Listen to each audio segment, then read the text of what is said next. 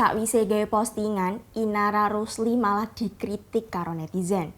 Diduga ning postingan kuwi, Inara bahas soal warna kulit. Hadeh, wingi dipuji-puji, saiki malah dihujat.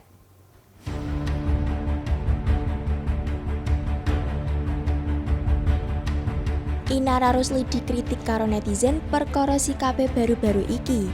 Inara Rusli disebut sok cantik perkara unggahane ning Instagram. Ning postingan kuwi, Inara nyindir uwong sing tau nyebut dheweke duwe kulit sawo matang. Ora entuk pujian, Inara malah dibanjiri kritikan saka netizen.